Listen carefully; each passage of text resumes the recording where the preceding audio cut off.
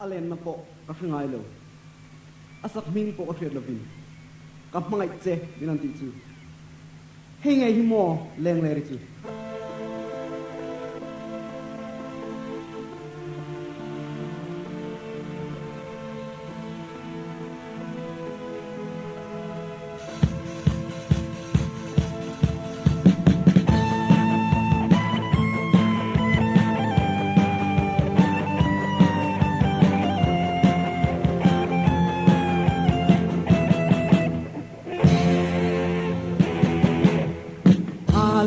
na po ka hrangai lo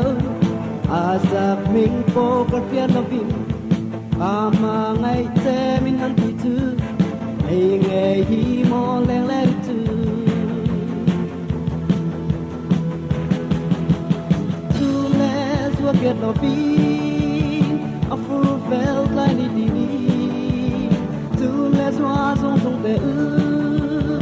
in sai leng em ni le o Laya la so in say leng em ni le o Laya la so While in reng te ko plon zeli we are the in the tai vela ding pian ko ar sai lo rebin we are run abel bye bye di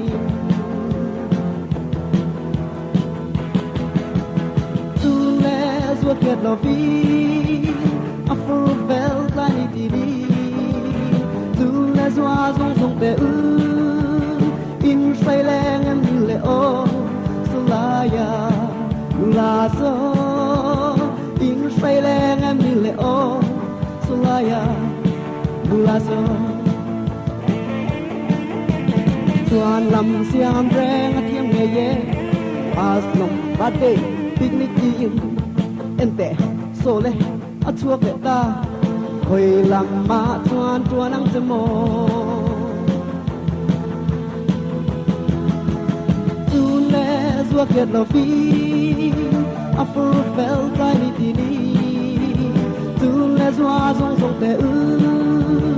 in sai leng em le o la ya la so in sai leng em le o Laya, la so.